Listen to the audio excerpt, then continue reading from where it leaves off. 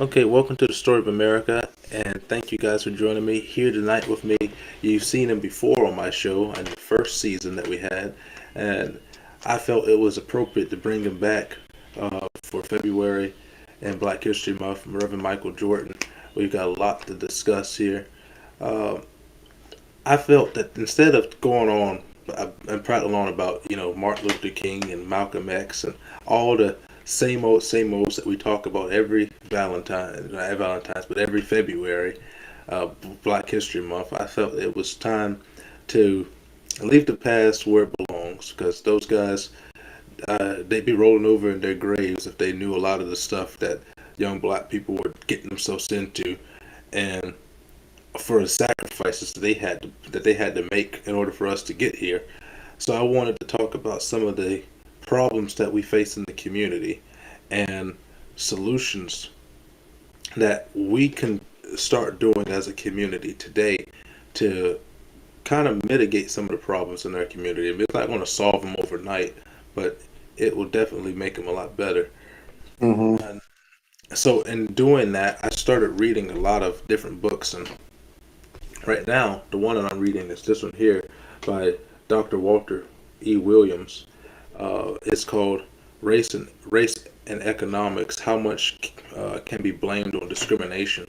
And you know, he quotes a lot of things wasn't even aware of. I thought I was pretty astute when it came to knowledge about Black history, but from what I found out, just reading the first couple of chapters of his book, there were a lot of blacks that were worth millions of dollars in today's currency before the emancipation even happened, and some of them were still slaves and were worth at the time over $400,000.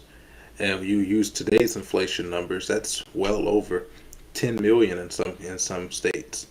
And Okay. I was not aware of that even through all the adversity, blacks at that time were still able to use their entrepreneurial spirit and make success. And some people were so successful. I mean, for instance, this guy here. Let me see if I can find it right here.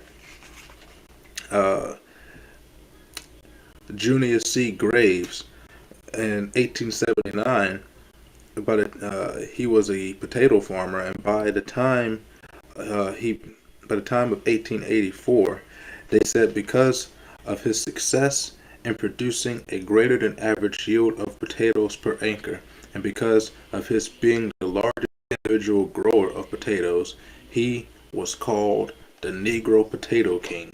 And by the time he died, he had a value of well over $100,000, which would have been somewhere close to around 3 to 4 million at that time.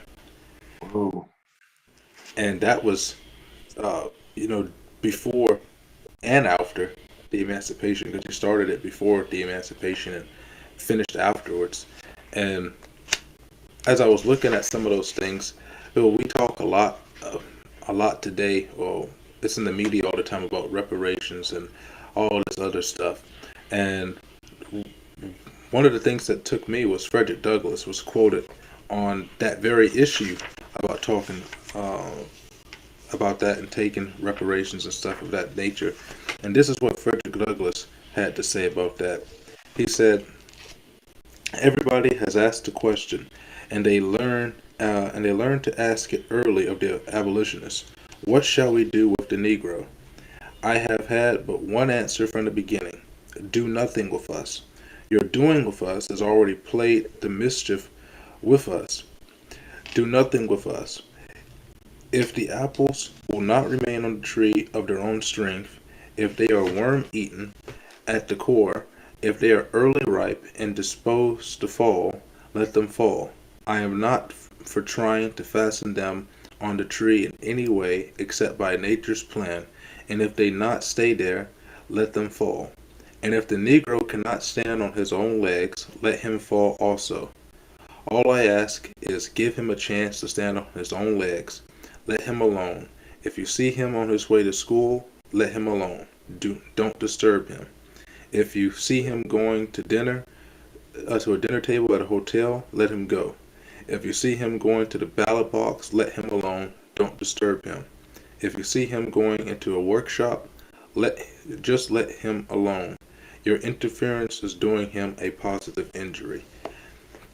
And I was kind of taken aback by that because it goes right back into the face of what the people of today are harping for.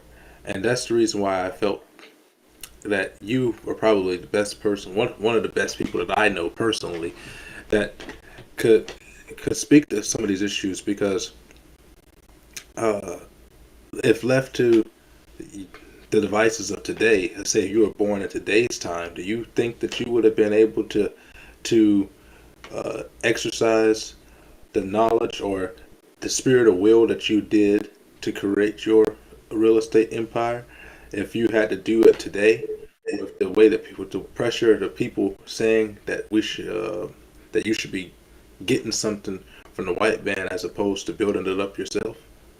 hmm that's boy, that's a lot in that question, DeAndre.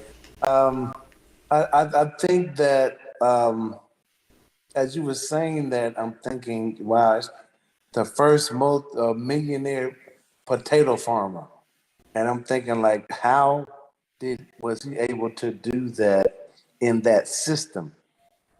See, America to me is just um, it's a group of people that have come up with some systems that make America produce, like whatever it is. There's a system to get into the business of providing transportation, be it cars, buses, planes, whatever, trains. Um, and transportation comes commerce, and all of that. The old adage is, land is power, owning dirt is power. And so they create these systems. So um, if you can figure out how those systems work, um, uh, uh, race has little to nothing to do with that. Because $1 million in a black man's hands in America is $1 million in a white man's hands in America. Money's money. And so the color of the day is green, and everything else is null and void. Now, if you want to get into the societal ills of it, you can start to bring in systematic racism and things like that. But I deal with stuff like that, but not to the degree to where um, I allow it to be a hindrance to me. Are there racist people? Sure they are. Is America a racist country? Um, yes and no. Um, depends on where you live, depending on your experiences in life. And you could say, well, I've never received nothing from white people. And then you talk to another black person and say, well, I've received all my help from white people. So it just all of that is um, um, um, um, it's part of the journey. Now, can you blame that on, well, they didn't give me, they didn't give me, they didn't give me, they didn't give me assistance, they didn't give me a chance. Well, I don't buy into that part of it because I'm a Christian and I believe in God. So Democrat, Republican, Independent, Tea Party, or whatever, doesn't matter who's in leadership to me, because I believe that God has a purpose for my life, and He's a promise keeper. His promise was an abundant life for everybody, and me and you included. And so, will there be poor among us? Sure, Scripture talks about that. Because and all being poor to me means that um, you're going to have people that are ignorant of certain things. Doesn't make them bad people. They're just ignorant of finances. They're ignorant of the laws of of money and taxes. They're ignorant of how I guess political situations, political arenas work. Excuse me. So it's a it's systems to me. And that's what I see when I look at America. And if you can get within that system, then you will do well in life. You know, I agree on about the ignorance because uh, if it wasn't for the fact that I was going into the political market a few years ago when I first started off trying to run for Congress down here in Mississippi, I would never have known the hurdles that you have to climb over if you want to vote, or if you want to run on one of the tickets that's not the Republican or Democrat ticket. I mean, to get an independent ticket, access to the ballot in Mississippi. I mean, you have to go through a whole bunch of hurdles, and then you have to deal with the FEC and all of their bull crap and how much money that they want you to raise from so many different people when some people Ah, don't want to raise money. They just want to do it themselves. But you have to follow their rules in order to get on it, and then they make the rules all types of ways. And that kind of goes back to some of the stuff that I was reading here in this book that Walter Williams had wrote, and he talked a great deal about a lot of the systems that were set in place because at this particular time, uh, black slaves were hiring themselves out, and they were doing it mhm. at such a high degree that they were called slaves of no master because they were making so much money by selling their services, and then a lot of them would work all day in their master's field, and then at nighttime they'd steal away and go work and sell their services to another master, and then come back by morning and go back to work in it. So they were, getting very little sleep, but they were making a whole bunch of money, and Mhm. it got to the point where some slave owners allowed their slaves to sell goods in other markets in the out in the open market and trade and stuff. But because their Mhm. quality of goods were so good and they were so much cheaper than were white goods of the same quality, Mhm. they were making a lot more money than whites of equal status were, and Sure. they started putting in place laws to try to prevent certain blacks from being able to get licenses and Mhm. licensures to be able to do that. But the market, uh, and this is what Walter Williams wrote about it. He says the relative color blindness of the market accounts for much of the hostility towards it. The markets have a notorious lack of respect for privilege, for race, and class structure. White customers patronize black-owned businesses because their prices were lower and their product quality or service better. Whites hired black skilled and unskilled labor because their wages were lower and they made superior employees. So at the end of the day, during that time, even with all of the restrictions and restraints that were placed upon blacks, because they offered a better degree of work and they didn't have to get paid as high as the person was getting paid, because let's face it, during those times, as a slave, you really didn't have a lot of need for money.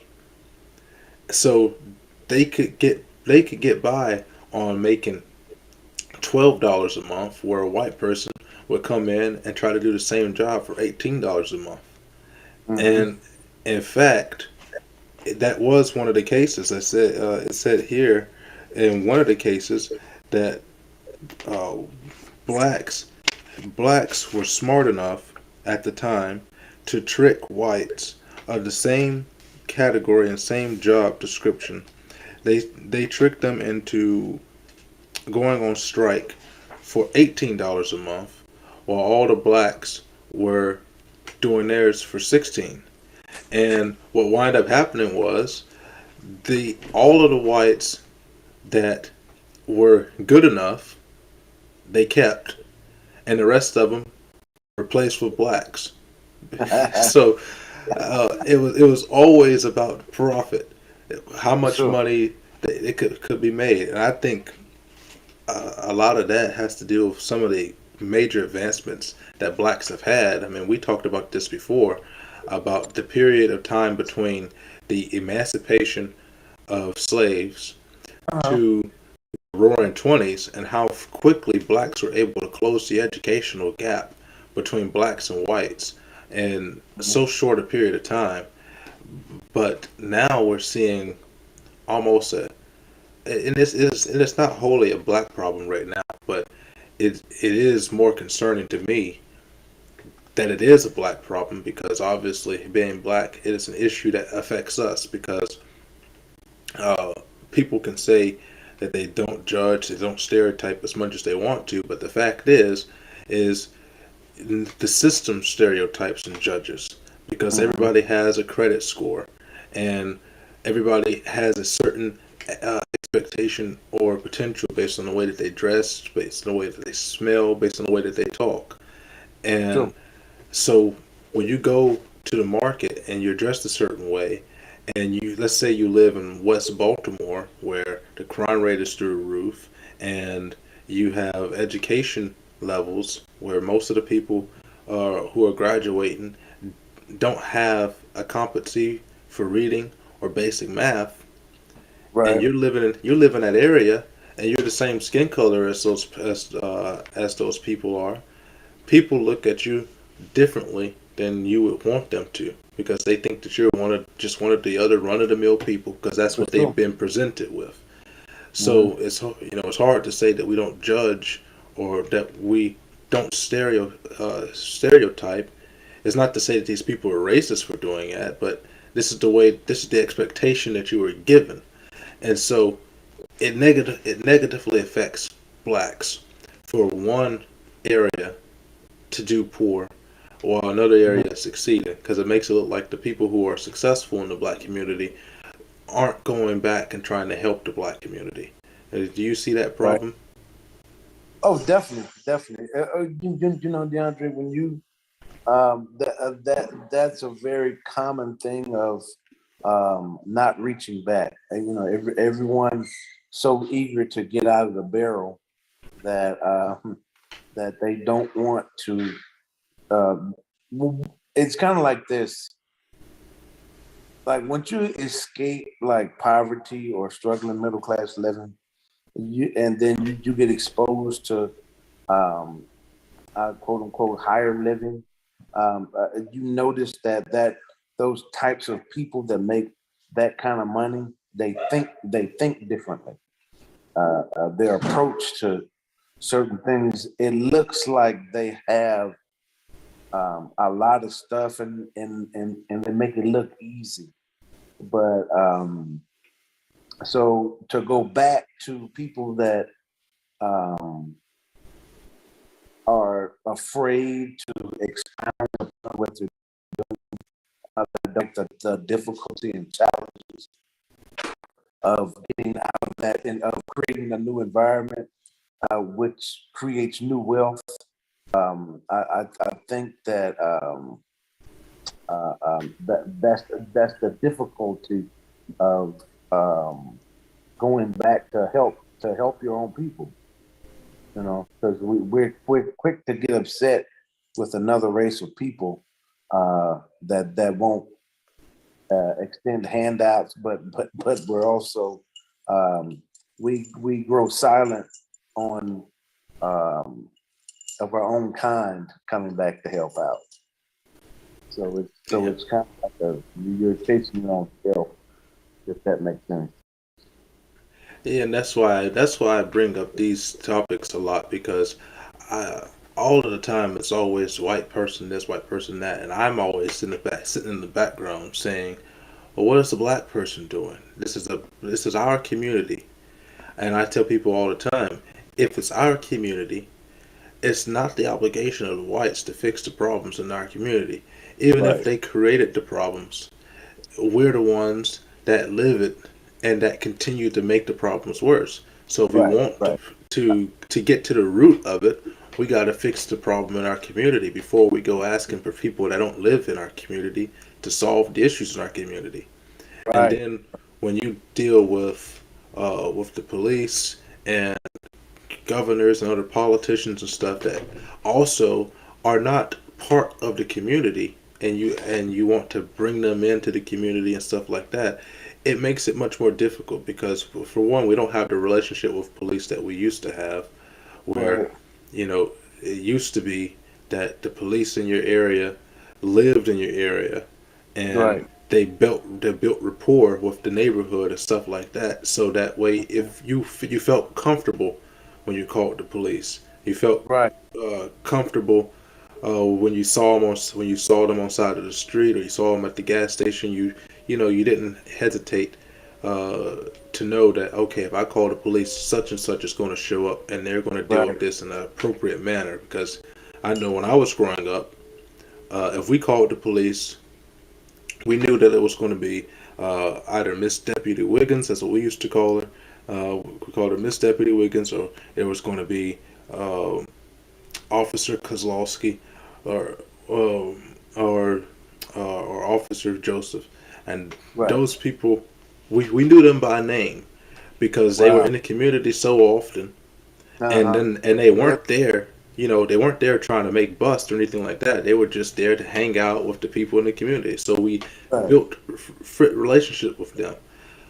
And so we've kind of got away from that, and Uh-huh. we expect we expect now that you send in the police to an area and tell them, okay, we need to go clean up this area. It's got a lot of crime. It's got a lot of drugs. Let's clean it up.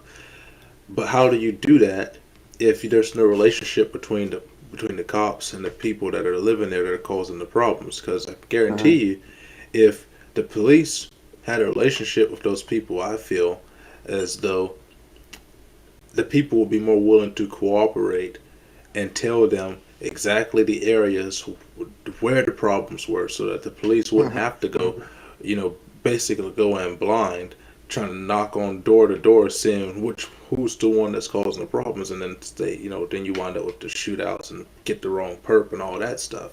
Right. Yeah. Yeah. Relationships, DeAndre, that is a big one. That was one reason why I wanted to be a part of the neighborhood association of with the police. I was very upset when I didn't get to become a part of that because of that exact thing that you just said. We don't.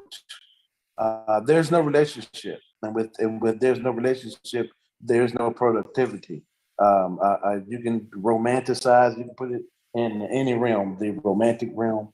You can put it um, you can put it in the business realm. If there's no relationship there, it won't be productive. It will not be productive. So um, that's one thing that Black communities we do not and we will not um,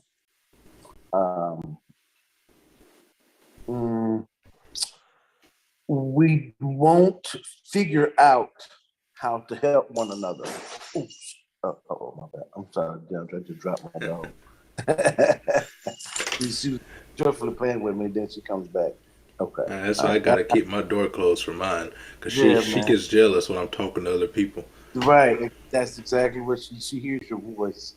And so she wants to try and get the attention, but I'm gonna let her calm down. My bad. But but yeah, but yeah, DeAndre, man, it's really sad that we um as Black people don't we get so comfortable with and you can name it in the way that we vote.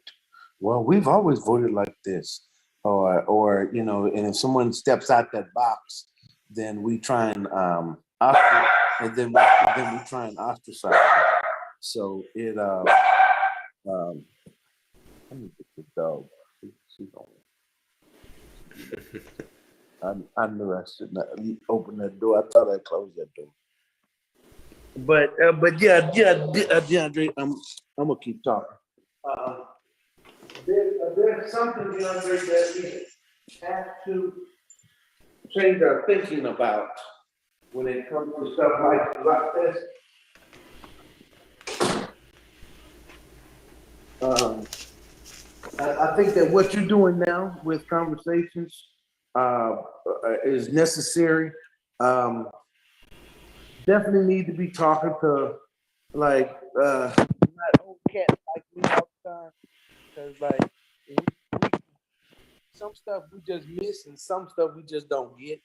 But like with your generation, um, you guys are exposed to so much more, which is good and bad.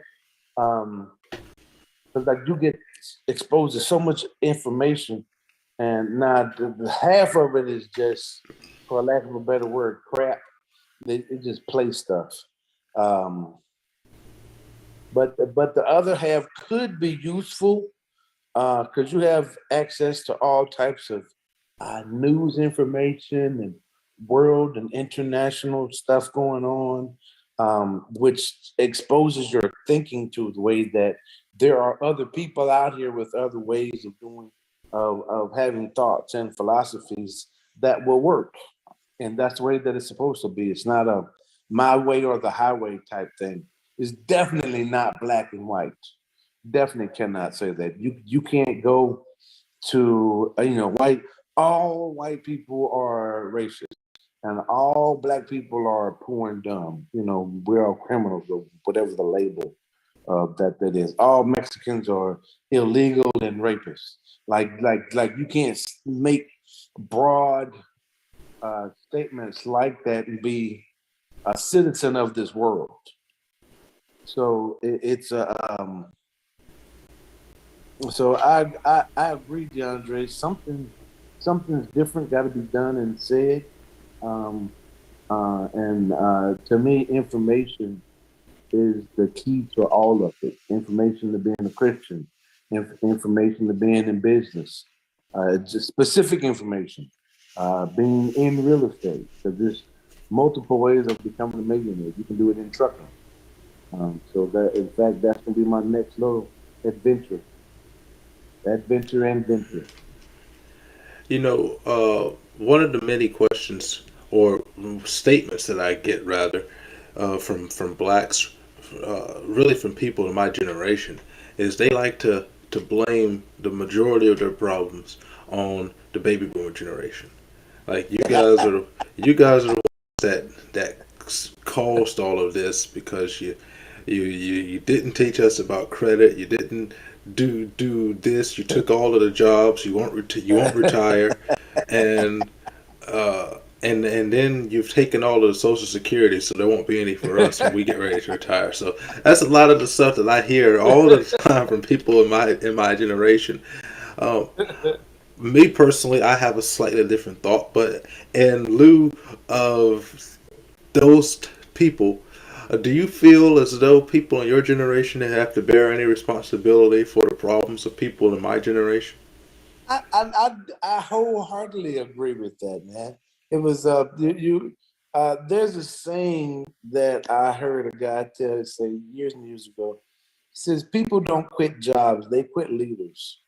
Um, and that and I be and that that saying works in all facets because when you say, well, I don't know anything about credit. Well, there's no credit 101 class at Goshen High School. There's not. Your mother and father did not take finance 101 at Perkinston Community College, the Goshen district. It was there was none of that. Was the information available? Yes. How do we know that? Because other black people were doing that. They were becoming investors. They had 401ks and 501(c)(3)s, and I mean just all types of things that were the information was available. So yeah, we did not um, we could say things like, well, we don't have good enough jobs to be able to expound our income. I need every dollar to survive, things like that. And some of that's true, but most of it's not. Because if you're if you're planting oak trees for shade, a good leader does this. He plants them for shade that he won't ever live to experience. He plants it for the next generation because you know that they're coming, and you want them to have some form of financial shade.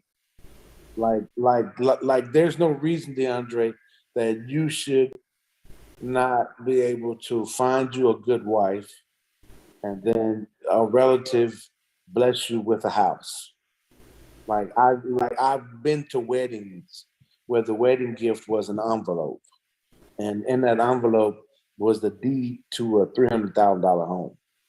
Like I've been to weddings like that. I've been to sweet 16 parties where the guy bought his daughter like $1 million horse. Like what is that? It's total ignorance in my mind.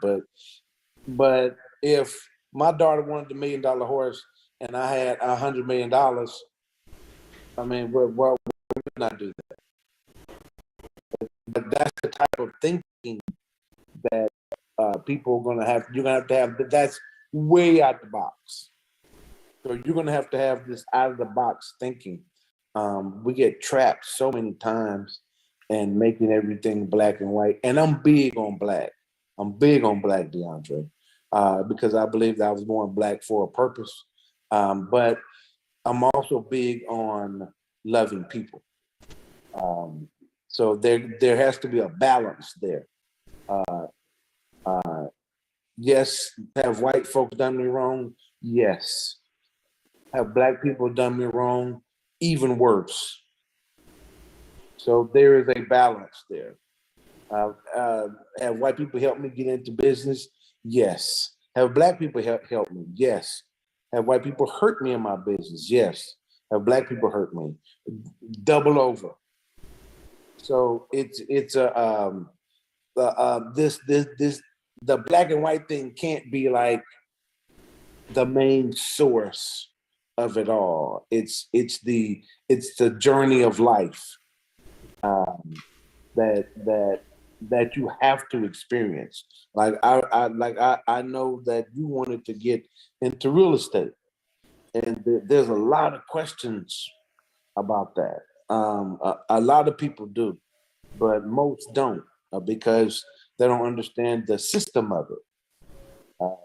Credit scores and debt to income ratio and banking history, and it seems like simple stuff, employment gaps. Because they say, well, I'll never make enough money to be able to own a home or to just buy a home and not own rental property. That's not true.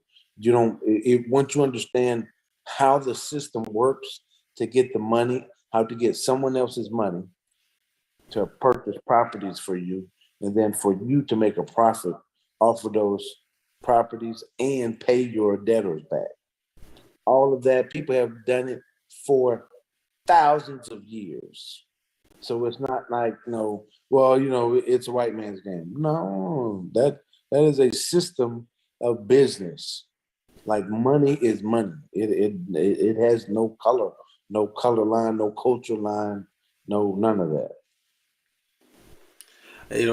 I agree with so much of that because one of the things that I hear is about leadership, and I think that's probably one of the biggest gripes that might be from this generation to your generation is at some point in time between I don't know, maybe the 80s and 90s particularly, a loss of leadership in the black community, or at least the leadership shifted to more of these Al Sharpton, Jesse Jackson types of leadership, where they were leaders from a distance. They weren't actually in the community, but they were using the community to get wealthy. For sure. And Sure. it didn't wind up helping the community in any respect. Uh, and so, you know, I've known you for a while, and we've done Bible studies and Sunday schools. But I think probably the most important Sunday school that I have had, and I've been going to Sunday school all my life, but one of the most important Sunday school I've had was the Sunday school that we did on the battlefield of the mind by Joyce Myers, because Yeah, I think that book is the book that really started changing the way that I view and see the world.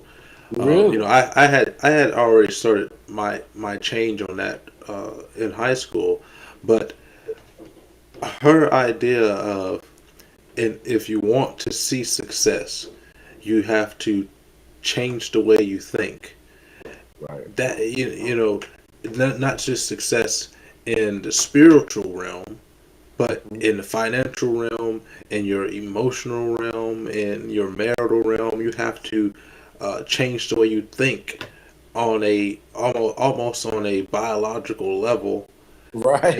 and in order Right. to start reaping those benefits. Mhm. I listen to a lot of podcasts, and I listen to a lot of financiers talk a lot.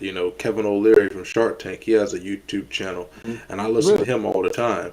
And Okay. one of his biggest tips is make your bed in the morning. Uh, Yeah. he Yeah. says, if you start your day off making your bed, and he one of the biggest tips that I got from him on his YouTube channel was, he said that if you really want to start making an immediate improvement in your life, he says go to the bathroom at night before you go to bed and take with you a dry erase marker and write in the marker, in the mirror, three things that you need to get done before the end of the day. And when you look in the mirror in the morning, when you go to brush your teeth, and you're gonna see that, and you're gonna have to get those three things done, no matter what else you have going on in the day. Those three things need to be done before the end of the day. And if those Right. three things get done, the sense of accomplishment and the sense of Right. personal pride that you get from that, I mean, Mhm. that's almost, you know that's almost like eating chocolate for the first time, and you get all those hormones and endorphins and stuff going up through you because it makes you feel Magic. some type of way. Yes. And you know that's the type of high that people need to have. Right. Right. It's definitely it's definitely, yeah, I was thinking about man, I got blessed today so much, man. I teach the juvenile class Yeah, I over was at I was actually UCLA. talking about you and that to my I had a guest a couple nights ago, the Uh-huh. Democrat candidate for Congress for our district, Okay. David Sellers, and he's a reverend too, and he's Okay. reverend out of Hattiesburg, and I mentioned you and the affiliation with the juvenile young lads and juvie, Uh-huh. and Right. you know, yeah, he couldn't help but crack a smile across his face, knowing that there was another reverend that was involved in that. Right. Right. Right. Yeah. Yeah. Um that's awesome. And well, DeAndre, I was thinking about if they gave me like a little plaque today and some gift cards and all that kind of stuff. It was a total surprise because the judge showed up and Pastor Siggers and my older brother showed up and my wife kind of tricked me into coming, her coming with me, and all the counselors were there, and I was like, man, what's going on? And they were there to honor me for the 6 years that I've been coming down at 57 or whatever it was. And I was thinking, I said, man, it felt so good, DeAndre, um, to be able to be on something that you love doing. Like I needed no praise to show up every Tuesday and like pour into these young people. Uh, um, um, Um, like I didn't need the pats on the back and stuff like that, because this is what I do know. Man, if you love what God loves, success will always follow you. Always. If you love what God loves, success is guaranteed, because um, if God is about loving his people and serving his people, you have to be successful in order to be available to do those things. So um, so if anybody's out there that's gonna be listening to this, man, if you're not about serving others in any capacity, your success is going to be a hard road to hoe, if at all. If at all, you're going to be attached to somebody, some group of people, something. There's nothing that's going to be done on your own. It's not possible. Yeah, I agree. Another question that comes up quite often, and when I speak about it, is uh, how a lot of people say, how can you speak so harshly to blacks on issues, relationships with blacks and their crime statistics, particularly violent crime? That's the one that gets tossed around the most. And a lot of people, Mhm. when they look at the numbers, they're like, well, whites commit over 50%, 58% of all crime. But Right, what they don't recognize is that when people are using those statistics, they aren't using overall crime. They're using specifically violent crime.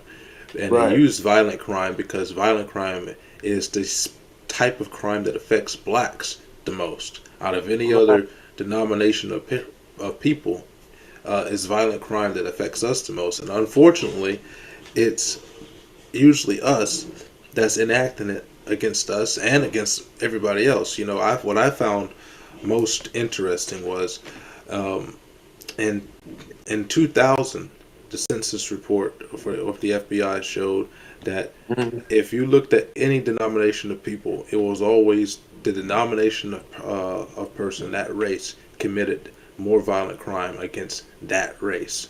But Exactly. as of 2016, and then moving on to 2018 and 19 census reports, now it shows that blacks are the number one offenders against blacks, against whites, against Asians, not against Hispanics. Hispanics are still their number one, but and against Jewish people. And so now people are starting to look at things in a different light. Like, well, okay, well, blacks are just violent, or it has to come from some type of heritage or a history of violence. And then some people who are more extremist than I would like to say will always like to point to, well, if you want to be technical, the blacks have been killing each other for hundreds of years over in the Congo Basin. They've been going to war. But when you actually do the research and look down to it, it's just not the case. It's just violence is the history of mankind. Right. This book that I've been reading, it's called Conquest and Cultures, International History. It's by Dr. Thomas Sowell, and what Dr. Thomas Sowell talked about in Conquest and Cultures is that many many times, even though these are great atrocities, if you look back from a historian's perspective, they're great atrocities. But when you actually take a look back at what conquest of cultures from a economic, a societal advancement perspective goes into effect, it actually winds up being overall good for it, even though at the time it was not good for those peoples.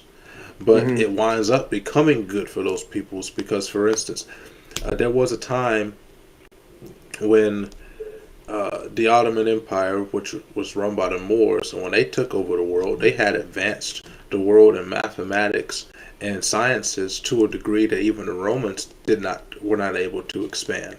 And Mm-hmm. then there was a time when the Egyptians took over the majority of northern Africa, and they had advanced things with calculus. You know, Copernicus was Egyptian, and he was the one that invented calculus, and they invented the modern uses of paper with papyrus and Right. all of that stuff. And Mm-hmm. that came about through conquest. Then the Greeks conquered the Isle of Crete and the Minoans, and they gained the different types of stone crafting and stuff like that. And basically, as a result of the conquest that happened between the Greeks and the Egyptians and the Moors and the Romans, you basically wind up creating pretty much all of Western Europe as a result of just those major conquests that happened between Africa and Wow. the Mediterranean. Yeah. And you know, at the time, those were great atrocities. But what we learned is the reason why Africa is still not the developing nation that it has that other nations are. It all comes back down to commerce, to trade. You know, Okay. The reason why Egypt was able to prosper as much as it was because Egypt is right on the banks of the Mediterranean. They can they can trade with other nations like Greece and Rome. And as a matter of fact, you remember Cleopatra quite intimate relationship with Julius Caesar and Yeah. Mark Yeah. Antony.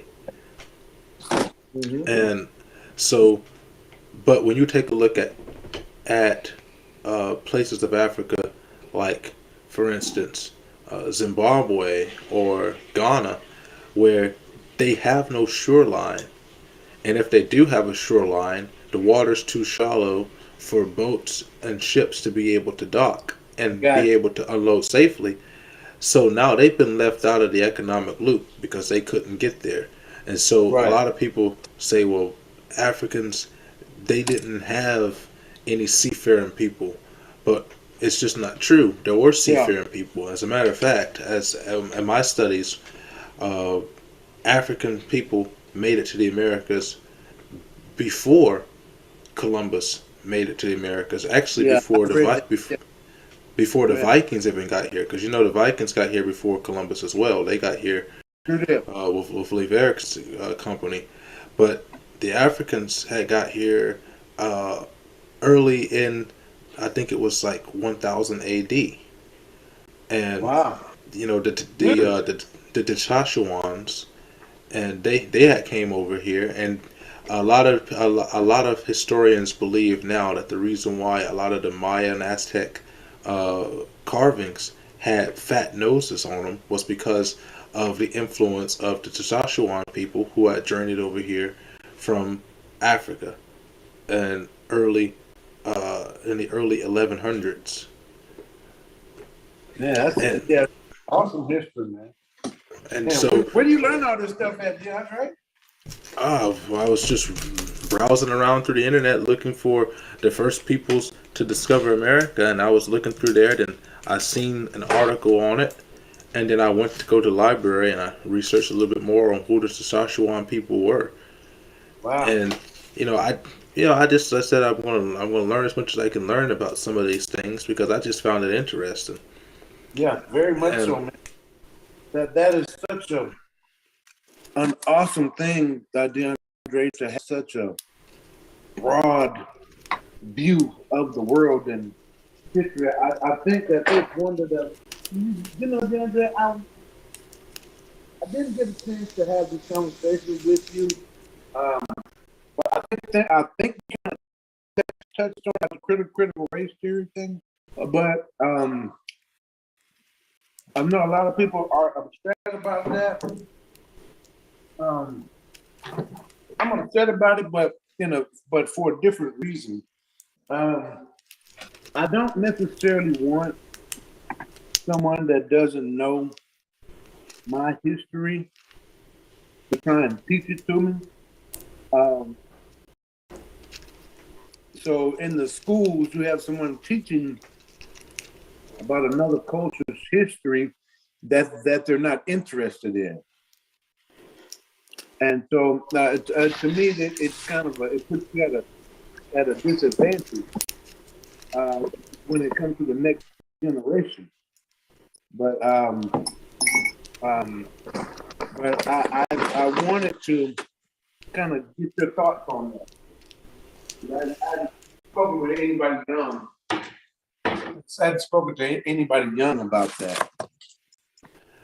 Well, as you know, I'm opposed to critical race theory because of the issues that come from it. If it were about history, I don't think anybody would have a problem with it if it were about history, but that's not what what the founders of critical race theory said it was about. And then when you break down the numbers, and I've never been a big number guy, but when it comes down to history and to science, which are my two favorite fields, then the numbers become important to me. A lot of the stuff that these critical race theory advocates push for just aren't true, and in many cases, they don't do anything to advance the black discussion. All it is about trying to make whites become self-defeatist, which isn't helpful to blacks. It's not helpful to whites.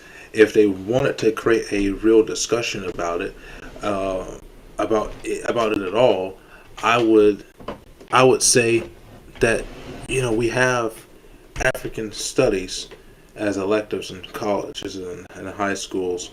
I would say uh, mix those things together in world history because African history is so broad, or that when you look at world history, you don't see a lot of African history in there, and that's because when you look at world history, most of the time they're talking about Western civilization, and for the Right. most part, Africa is not considered to be part of Western civilization. It's considered to be part of Middle Eastern civilization, and China and most of Asian culture is considered to be Eastern civilization. The only real exception being that of Hong Kong and Japan, which are still considered to be Western civilization.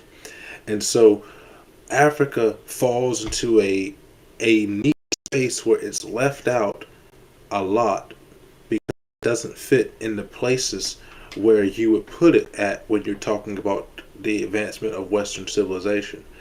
But Okay. That's as I said, interesting. as I've been reading Conquest of Cultures from Dr. Thomas Sowell, he has a lot of books on. Dr. Thomas Sowell, he's over 90 years old. He's black, and he's probably the smartest guy on the face of the earth right now. And to me, he's the greatest uh, contemporary philosopher since Frederick Douglass. And his good friend, who was also black, Dr. Walter E. Williams, who passed away a couple of years ago, who the book that I've been reading as well, Race and Economics. Well, Mhm. a lot of the things that they did were they didn't just go based off of the works of some historian.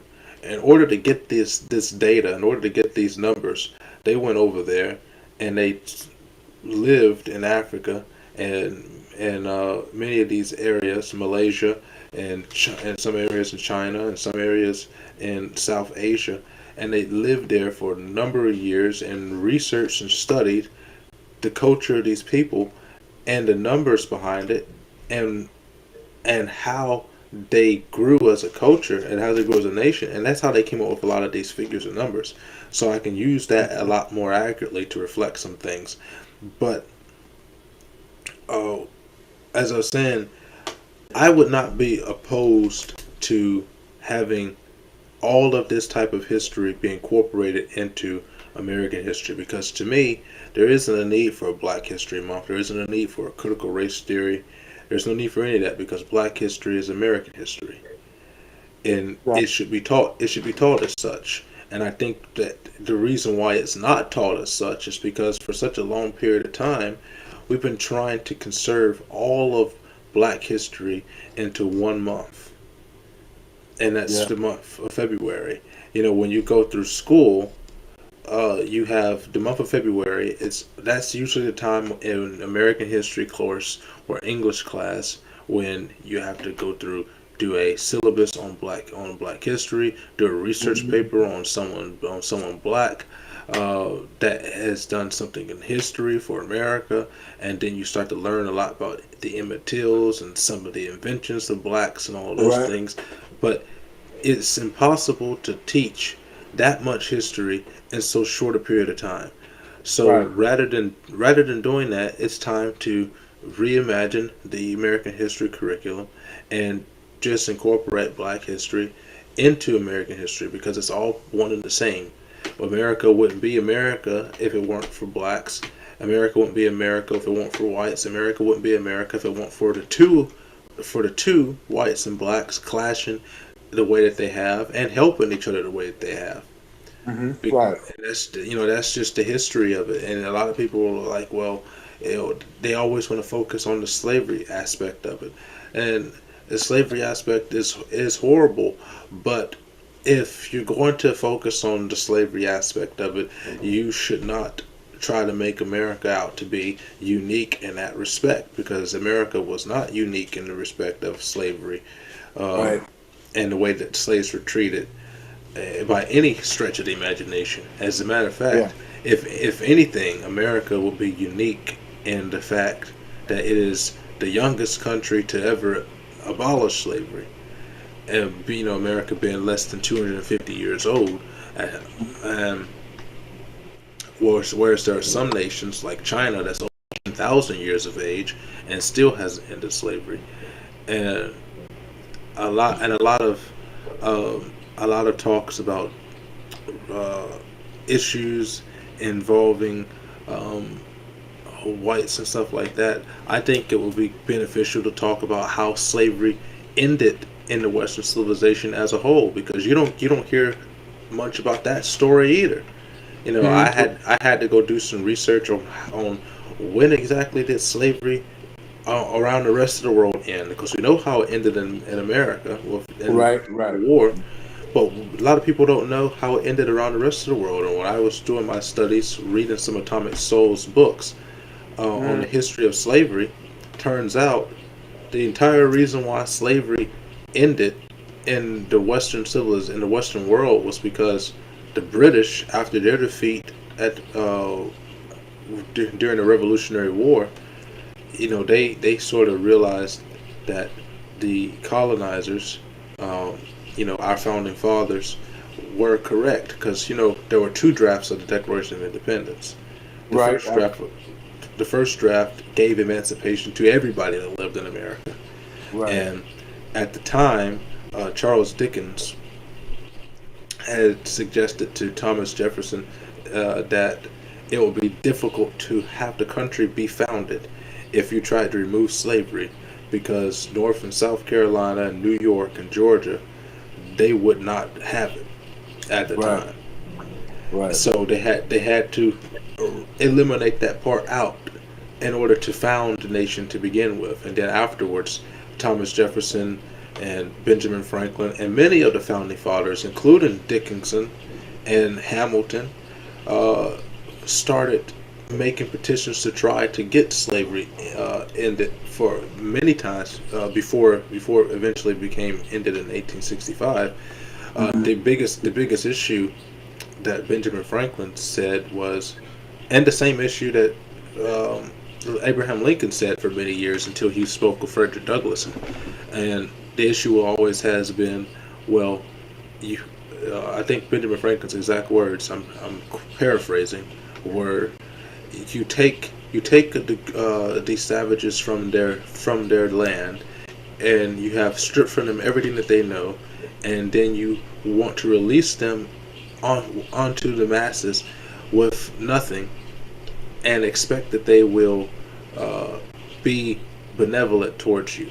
It's like, there's like, how do we emancipate blacks and give them a free standing in society and have them not try to wage war against us? That was their Mhm. whole Right. thing, because they wanted the freedom. They just didn't know how to free them and make it be Mhm. fair. Right. And Right. eventually, that's when Frederick Douglass said to Lincoln, either you're going to do it or you're not.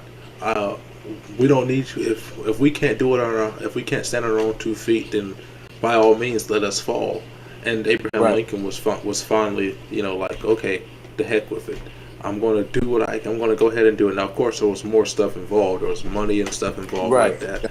But but it was basically those words from Frederick Douglass that pushed Lincoln over the edge to go ahead and do it. Sure. It was. And Yeah. then around the same period of time, the British, they were going around the world waging war against any and every country that were participated in the transatlantic slave trade from Africa, because on the Ivory Coast and the slave coast, there were 3 coasts in Africa. There was the Gold Coast, the Slave Coast, and the Ivory Coast. The only Mhm. one of those coasts that is actually still relevant today is the Ivory Coast. Mhm. But you know, Africa's got most of its income through the selling of salt, gold, ivory, and slaves.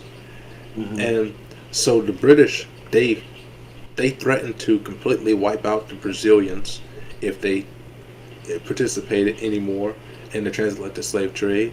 They waged war against the Spaniards. They waged war against the French. They waged war against the African nation of the Moors themselves to stop it.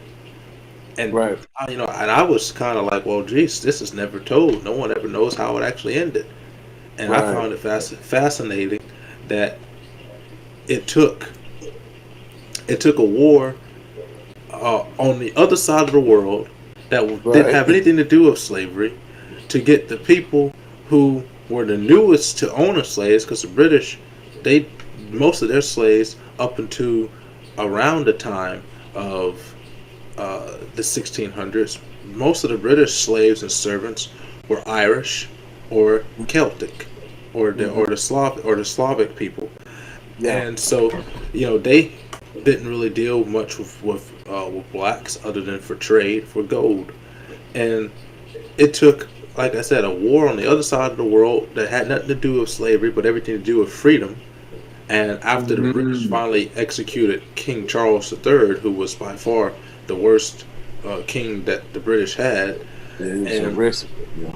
you know, after they finally got so furious with losing to America and realizing that their monarch was, the devil walking in shoes, Mhm. they became so disillusioned with the idea of owning other people that they waged this campaign, almost almost single handedly ended slavery for the rest of the world. I just found that so interesting, but it didn't have anything to do with race. It had everything to do with, okay, these people they kicked our behinds and they proved to us that freedom is more than just having property and having the right to say what you want to say. Freedom is the ability to be able to live and not have to be in bondage to somebody else. And yeah, so I wish all of those dynamics would be taught, and critical race theory doesn't do that. Right. It only teaches one thing, and that's the Yeah. problem that I think that's the problem that led to the creation of critical race theory, was the teaching of one thing, except for the month of February. You would get all the rest of it. Mhm. That's my 2 cents on that. Okay. Good. Good. Good. That's very good because this is what I do know, DeAndre, is a world without personal opinion is to me um, is a dictatorship of the minds. Like you can't hear a famous football coach, Bear Bryant, said this. I'm big into football. Says, "Be leery of yes men." Like everybody in the room should not and cannot agree on the same topic. Like there's something wrong with it because everyone has an independent thought, and just because it's for the people doesn't always mean that it's right for the people. So so you always have to always have your listening ear. And but most of the time, though, DeAndre, I'll be honest with you.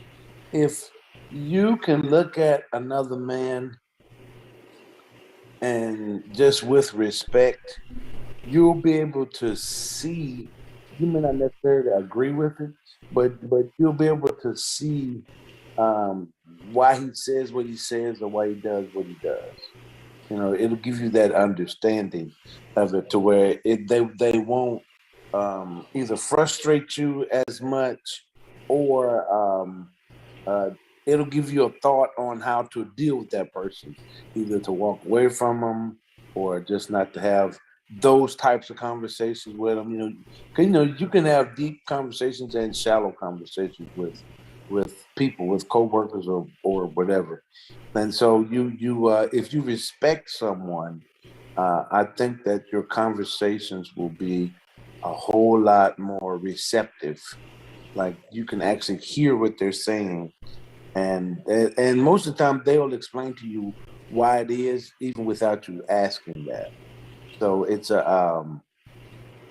um, it's vital that you always listen to someone else's opinion because it can only make you better. You know, and that reminds me, I can't remember what movie that it was that was said. It was said in a lot of movies, but there's a movie in particular that I'm thinking in my head where he said something, and then the guy repeats something to him, and he told him, he says, "You hear, boy, but you do not listen." And that's one of the main cases here is that a lot of times people hear things, but they're so anxious to get their point across that they aren't listening to what they're hearing, and they aren't Right, comprehending what they're hearing because they want to rebut so fast and so bad that they haven't allowed the time for their brain to digest what was just said to them. right, And right. and so I tell my one of my hosts that I do for my Sunday show, I want you to come on one of our Sunday shows, which we do Bible study lesson, because Really? he wants to see one of my mentors in Christ. I am his Okay, mentor in Christ. So okay, okay. I tell him, I've been in God all my life. I tell people my story, my sad story about my birthday presents and all that stuff all the time, where I don't get to have normal birthday presents and Christmas gifts. Buy Bible bingo and Bible Monopoly and all of this other stuff. You know, completely unnormal things that somebody would get for a birthday present. But Right, right. I tell them that in all of my learning, one of the things that I have done and I enjoy doing when I go to my home church in Shiloh, and I go, they called me the professor because I taught Sunday school and Bible study for a long time. I donated a lot of books to the church library, and so I spent a lot of time in a teaching position.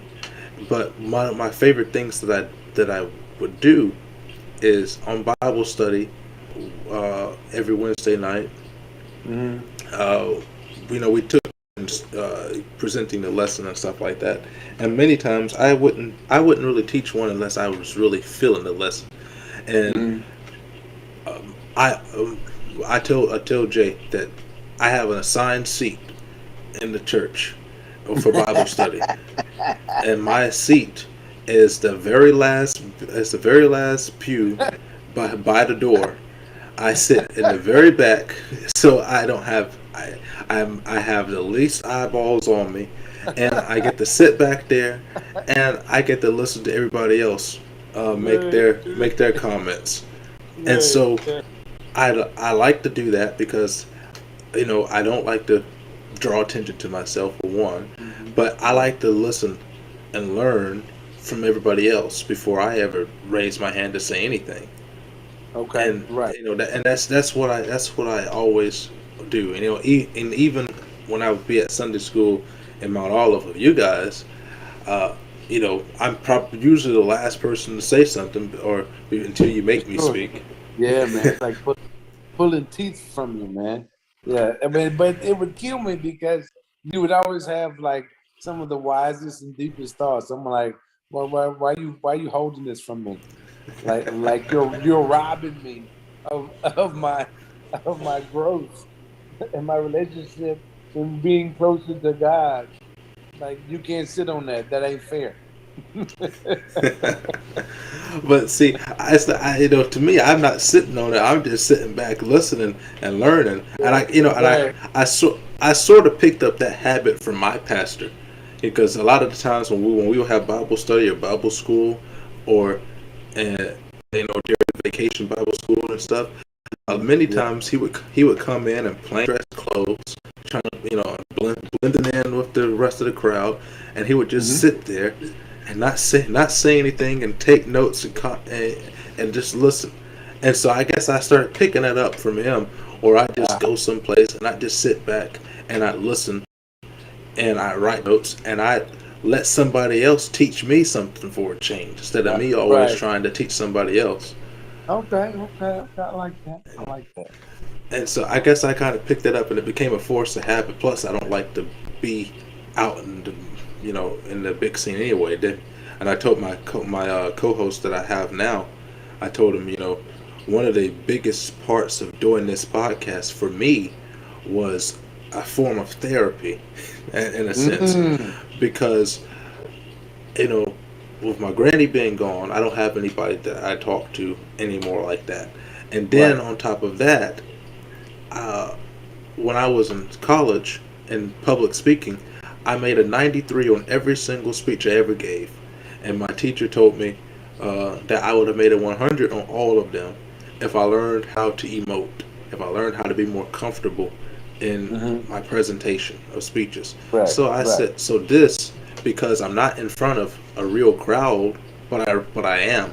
People are listening to me, Right. and people are seeing me on video if I stream it, and so this becomes a therapy session for me, where it Hmm. not only helps me fill the void of not having my granny to talk to, but it helps me improve those areas that I was worst at, because I failed miserably as a salesperson when I was selling insurance and when I was selling RVs, because I didn't like to talk to people. I felt uncomfortable getting in front of somebody trying to pitch Hmm. them something that they don't want. Well, that they Right. want but don't know they want. When you're in sales, you gotta make them believe that they want something. Right. Exactly. So, Exactly. so now doing this, I'm I'm molding myself ever so slightly, and it all stemmed from that book, Battlefield of the Hmm. Mind, because Wow. I started seeing things a lot more through that. I started seeing God working in me and the jobs that He made me do, because for somebody like me who has a lot of pride, it took a lot of humiliation for me to accept a job holding up a sign on side of the road for H&R Block. I know, right? And I did that, and I held it up on side of the road. I wasn't doing fancy tricks and stuff like that, like some Yeah. of these Yeah. people, That's you true. know, some of these people that have such pride in their work, and that's what Uh, God was trying to teach me, was that I need to be prideful and happy to have any job, because He could right. take any job away from me at any time. And Yeah. so when I when I went when I went from way up here on the totem pole of money to down here holding signs up on side the road, and then I went from that to something that was even more uncomfortable for me. When I worked for Lighthouse Marketing doing AT&T products, I was a door-to-door salesman. I had to Oh go knock Lord. on I had to go knock on people's doors, and people don't want this stuff anyway, and I gotta go knock on their door. Ooh, boy. I was About like, I, rejection. Lord have I know mercy. my first sale was actually somebody who had a sign on their door that says, "We shoot first and ask questions later" to solicitors. And I'm knocking on this guy's door with a sign like that, and he's the nicest person I've ever met. But I mean, I had to step outside of my comfort zone to do those types Sure. of things, Sure. and Jesus. to me it was God's working in me for this moment in time. Correct. And probably beyond this moment in time, probably for something that's bigger than this that I haven't made it to yet. But it was preparing me for this because I was uncomfortable doing those types of things. I was uncomfortable Mm. talking to people. And now Mm. you look at me. In the last week, 2 weeks, I have interviewed five representatives to Congress for Uh, our district of Mississippi. wow, And that's awesome. I have run for Congress. I have spoken. I have written letters to President Trump when he was in office. I've written letters to Congress, to present Congress, and I have spoken on the phone to uh, to a lot of high profile people that I would not necessarily have felt comfortable doing before. Right, right, right, right. And so I felt that this is, sometimes it takes God uh, humiliating you to bring you around. Sure. And I want to swing this back to black community. Do you feel as though with some of the issues that are facing the black community that God might be trying to humble blacks of our present day? Because I mean, some of the older generation, even older than your generation, like the Thomas Sowell, like I said, he's 90. So his generation was what do we call them? The greatest generation, the ones that fought in World War II. Hmm. Um, and their generation are looking and they're saying that this generation has become lost because of the media that we consume, the music videos, uh, just how far our moral compass has gone away, and Hmm.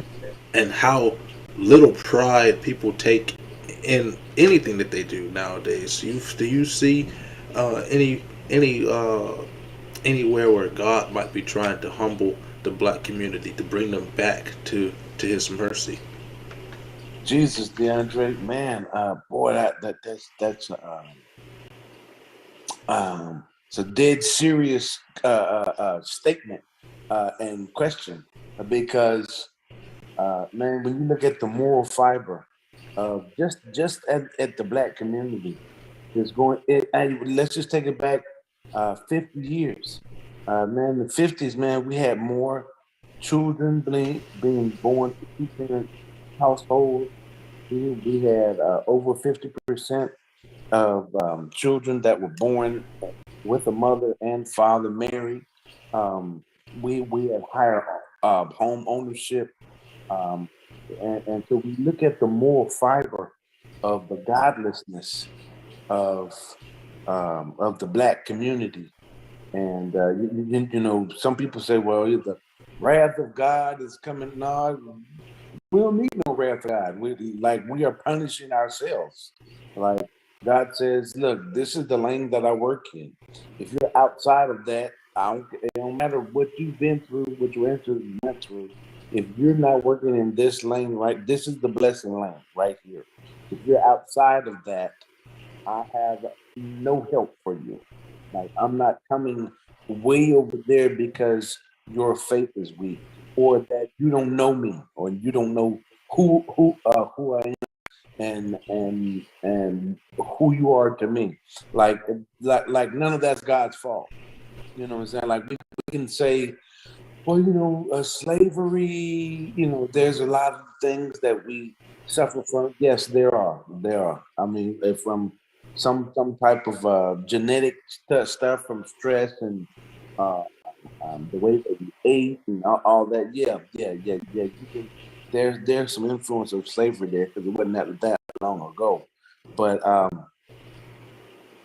all the rest of that, man, this moral fiber of the United States, period. Yeah, Um, because it is happening to whites at an alarming rate as well. right. I mean, our rates, like you said, uh, were two parent households more 60 years ago, and Mhm.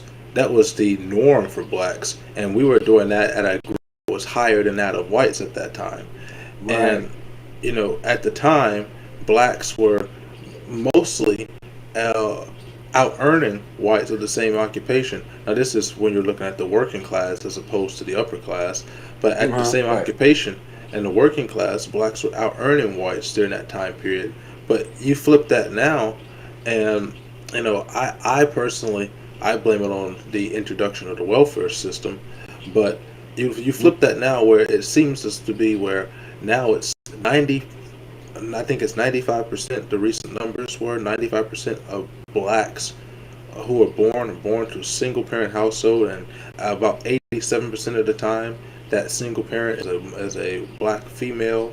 And then you look at at some of the numbers that say if you want to get out of poverty, the best and easiest thing for you to do, and Obama said these exact same things as well because the numbers haven't changed, is to get a finish high school, wait until you're married to have children, and uh, what was it? And I think there was one other one. It was finish high school, get married, and don't have children until you get married, and you will increase your chances of raising to the middle class by 75% just by doing Wow. those three things. Wow. And that number hasn't changed. It's still relevant today. But you look at our numbers, and even with whites, the whites numbers, their birth rate is down significantly as well, Mhm. uh, and their single mother stuff is up to like 67%, whereas single Yes. mothers and stuff like that. So their rates are going up, and it seems to be that the only ones that have continued to prosper have been the Japanese and the Jews. They seem to be the same. They seem to have the same numbers that they had during the war, and that Right. was after they had all their stuff confiscated. And they also had discriminatory laws against them as True. well. True. And over in California, Japanese weren't able to purchase land or lease land for farming, and then I know. after It's the crazy. war, they had everything confiscated from them virtually, but yet they're still out earning whites by over 20% on in Right. almost every area that they contend with, and it's because of the culture. Uh, the culture of the Japanese has not changed, relatively speaking, whereas the culture of whites and blacks in America have changed so Yeah. dynamically. Drastically. Thomas Yeah. Thomas Sowell said that when he went to Germany and he was interviewing and living among blacks in Germany, he did not see the same culture of blacks in Germany that he did of cultures of blacks in America. Really? And he said it's because he said there was no gangster rap, uh, there was no black dialect. How we Mhm. have our own Yeah. way of saying Yeah. things. What's happening? Yeah. He said Yeah. there was he said that didn't exist, and he said the reason why it didn't exist was because there was no South in Germany. Because the reason why blacks have it over here was because that was the language of poor Scots from Britain, Right.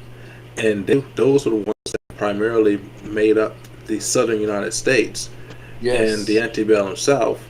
And Okay. but it didn't explain all of the massive leaps to the gangster rap and all that stuff that happened.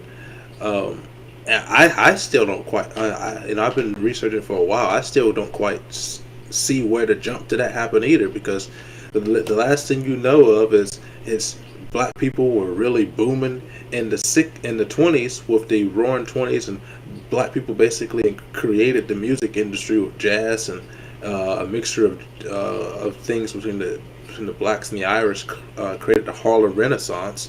And Mhm. then the next thing you know, 40 years later, is Ice Cube and Muddy Waters. It's like where was the gap that created that? I still can't figure out when it happened.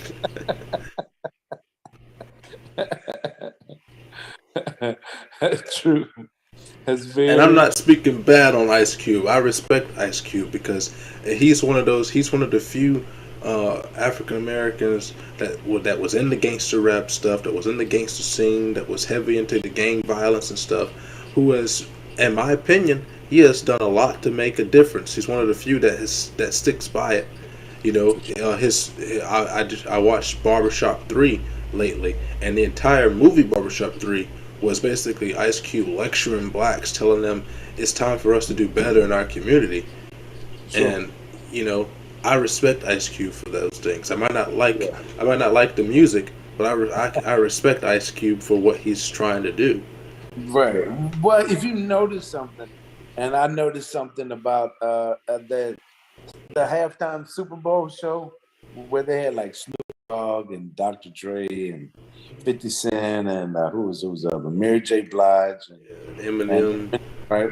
Okay, and so these guys are now in their 50s. I think 50 Cent is like 45 or 46, and he was the youngest one on there.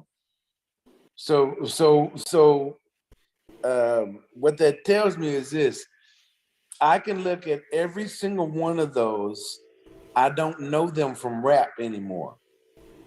Like I know them from television and HBO series, and I know them from other business ventures like clothing and shoes and perfumes and beer commercials, and there's no music involved at all. Now there were some, and the reason why I say that they evolved was because they're entertainers.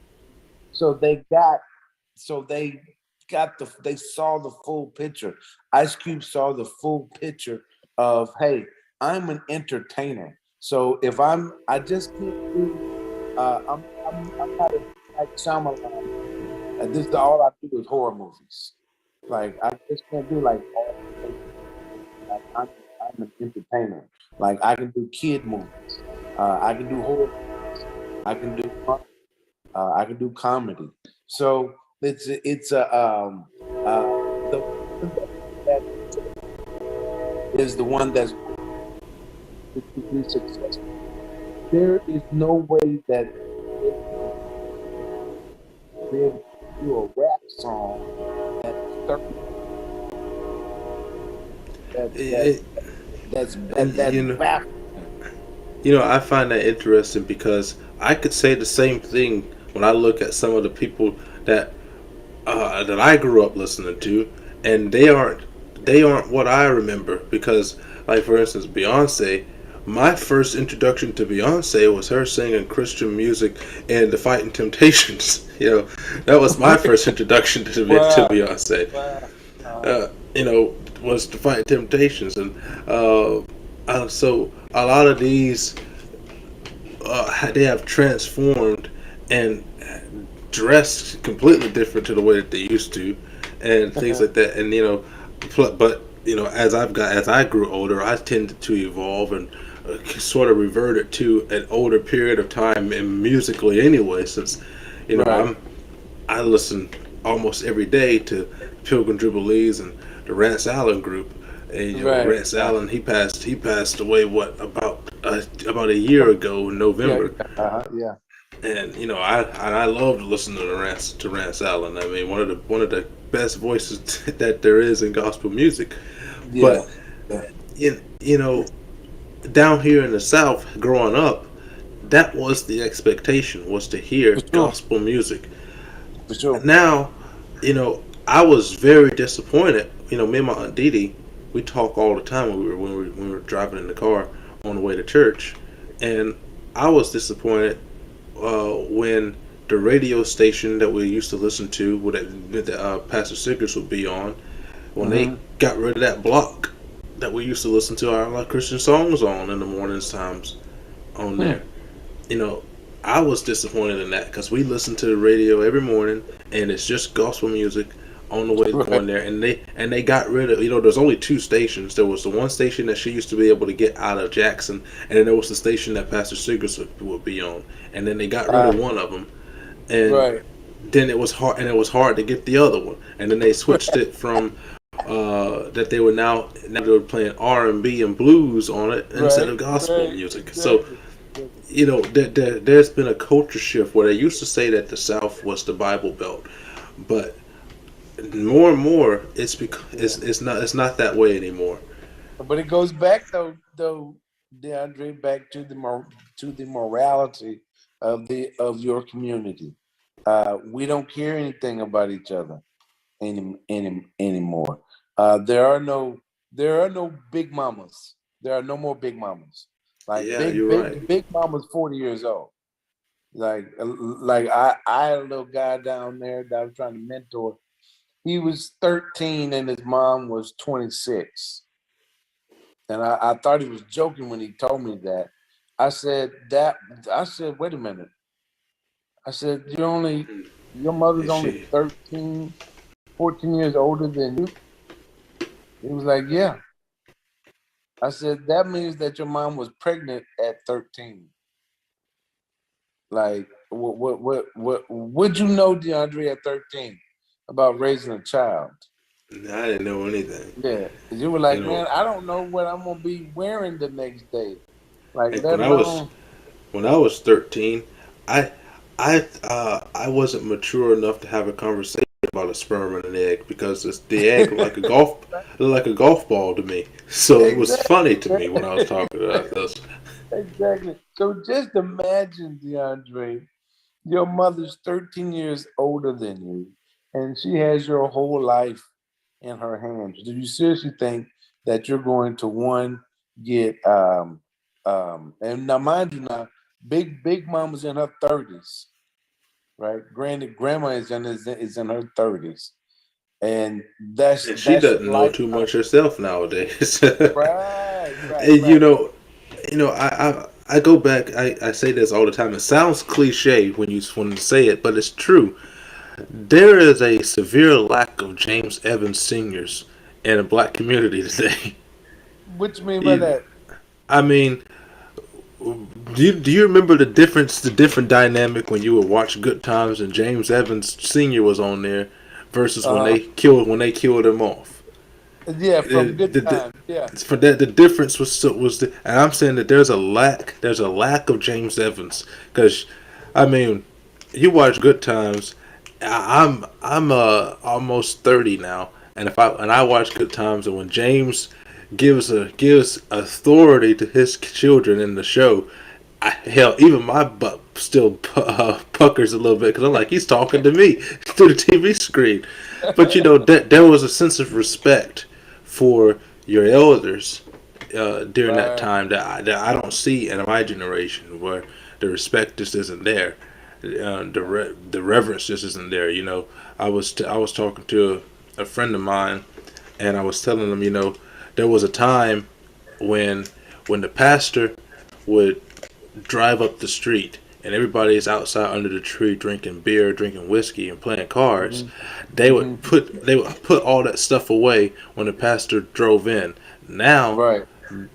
they have no reverence for the pastor or shame for themselves to Yeah. even attempt to put it away when the pastor Right. drives Ain't up. had nothing. Yes. Yes. I grew up in a time, it sounds stupid for me saying in a time. So I'm not even 30 years old yet, but I mean this is how quickly the dynamic has changed. I grew up in a time where Hmm. when you drove past the church, you turned the music That, off or you turned it down. Now, yeah. I'm at church and I hear people blasting their music while they're driving past the church. Like this wouldn't fly back when I was younger. Right. You, Right. you know, Right. that just wasn't happening.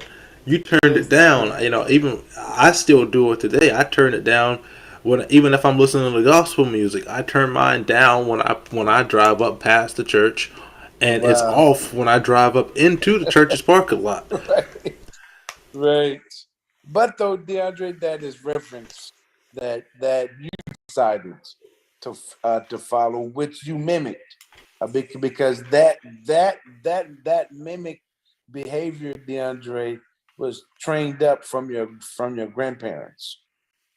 And so here's rest assured. Here's the joyful thing about that, DeAndre, is this is that you're going to marry a godly woman that's going to be in agreement with the way that you guys were raised as far as holiness. and righteousness. And so these types of things, um, just like your background says, that's the story of America. We are Christians, and we are we're lovers of God and lovers of people, and therefore we are lovers of success, because all of that is just intertwined with one another.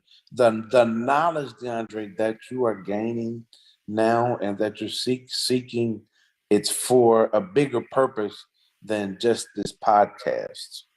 I think that this is some seeds, man, that's being planted because you're so young. Um, these are some seeds, bro. That's that you're going to reap um, in your future life. Not that far off, but something's going to click. It seems like, man, like dang, DeAndre just can't catch a break. But like, there's a reason why you are working these particular jobs and these particular people, why you're running into these particular situations or whatever. Like, all of this is going to add up to something, and we just don't see what it is or how long it's going to last or how much it's going to be, all of that. But I'm just looking back on my life. That's how I can speak it into yours. It is coming. It is coming. It is coming. And get ready for it. Get ready for it. God has not Yeah. given you that. That reminds me of what Michael Landrum told me on, around the time we started doing that book, Battlefield of the Mind. That's when I started working with Primerica Financial, and Okay. I brought up the book to Michael Landrum, who's the RSVP of my Primerica division.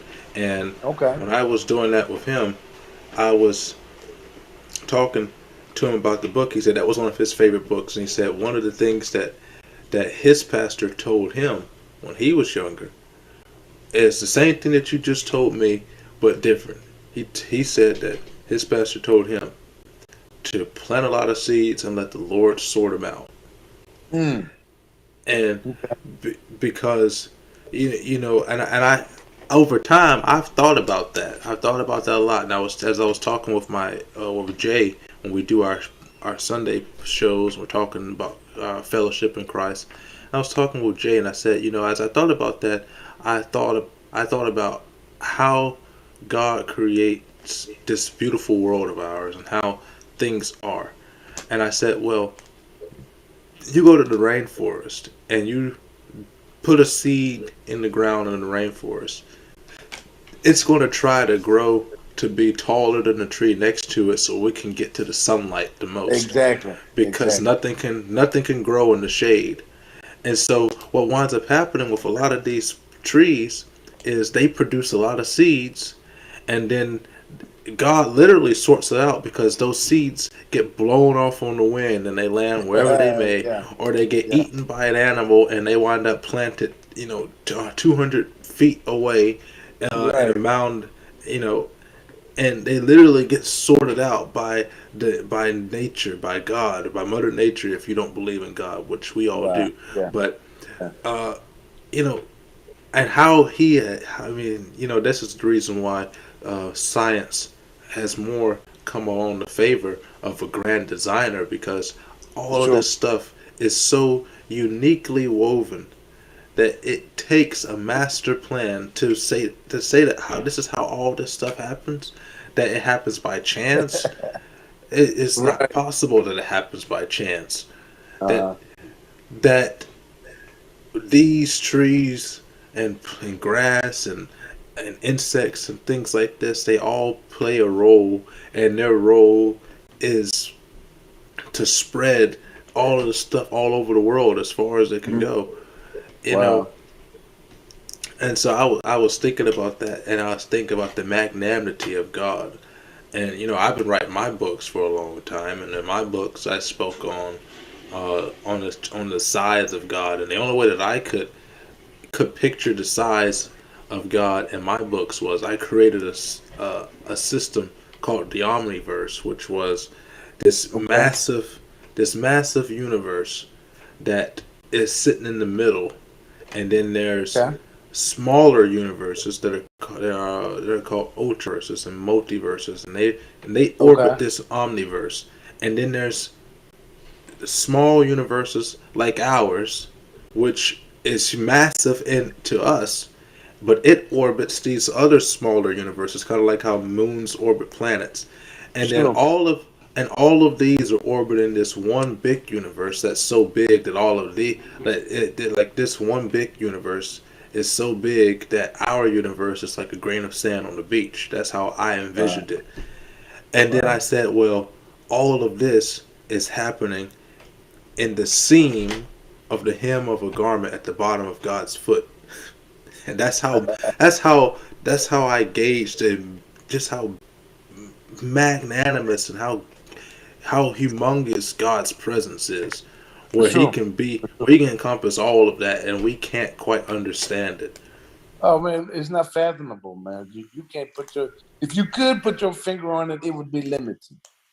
Oh, Oh yes, I see exactly what you're doing. No, thank God that you don't, because all of our visions are limited.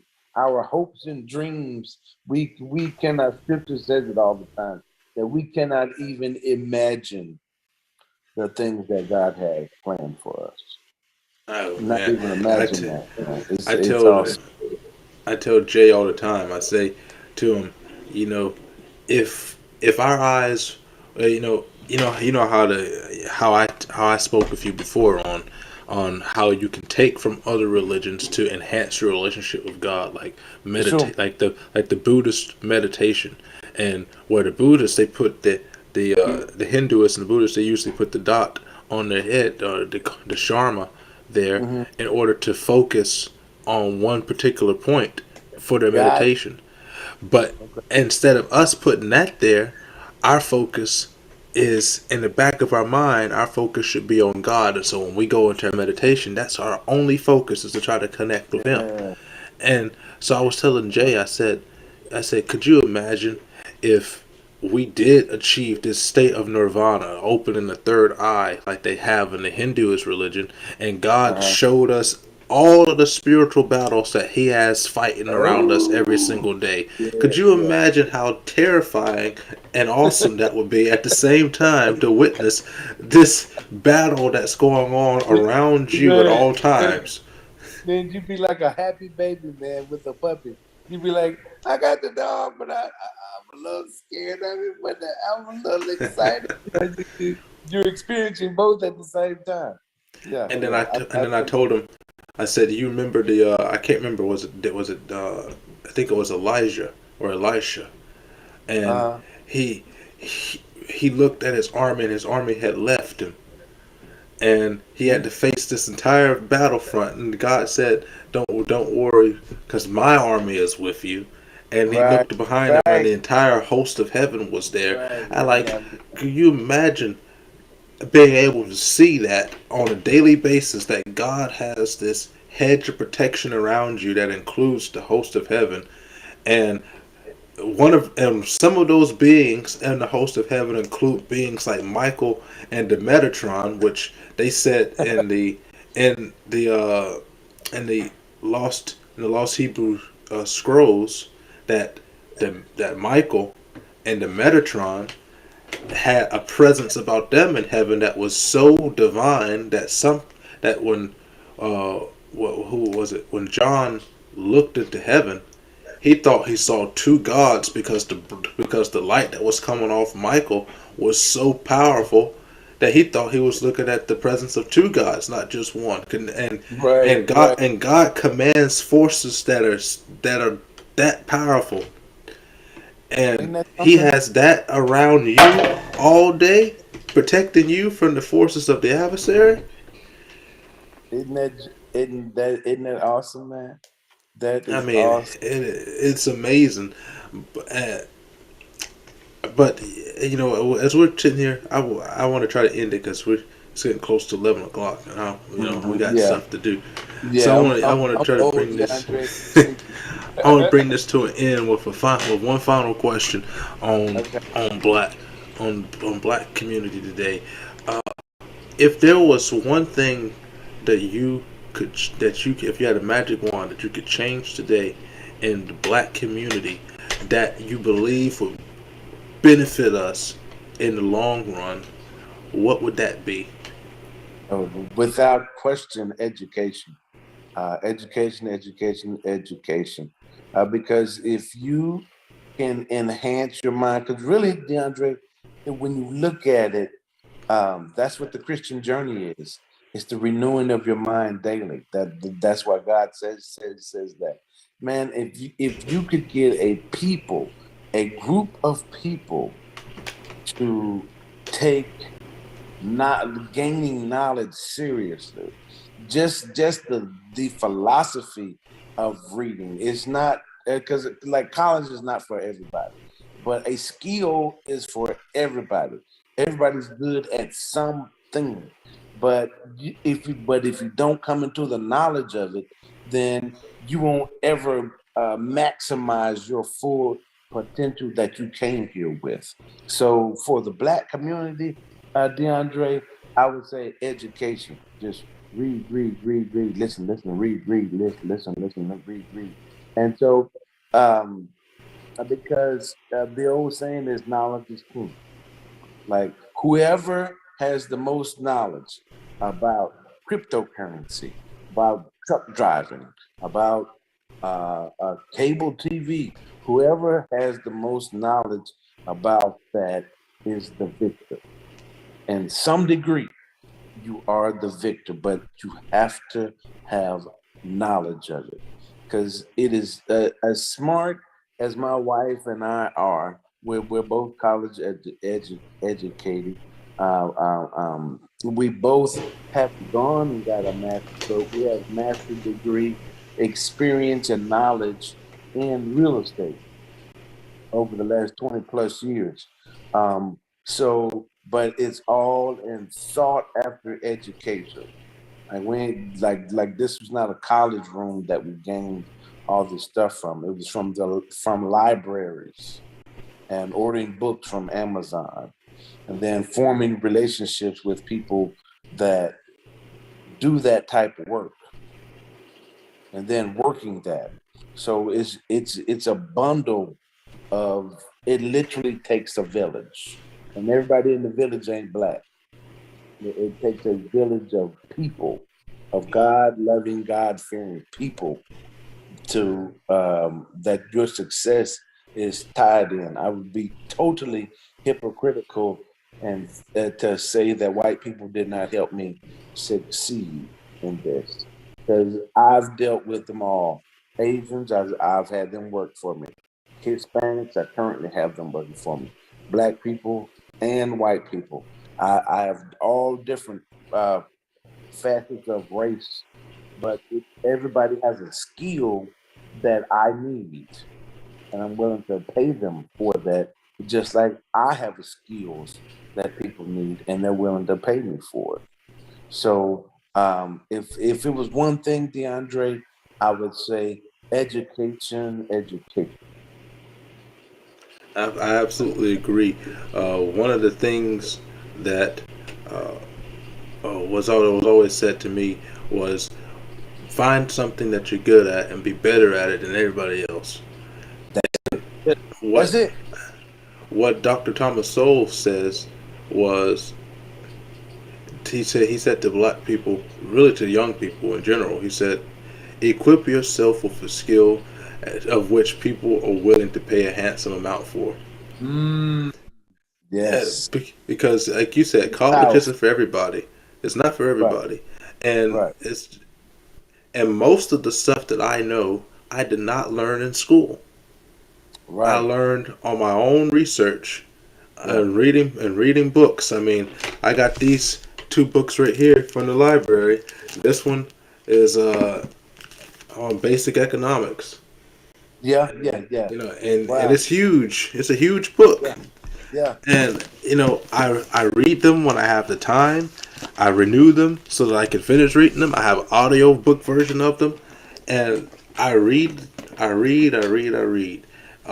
Justice Clarence Thomas, he said that one of the things that his grandfather used to instill in him was was that his generation, his grandfather's generation, fought and died for his right to use the library.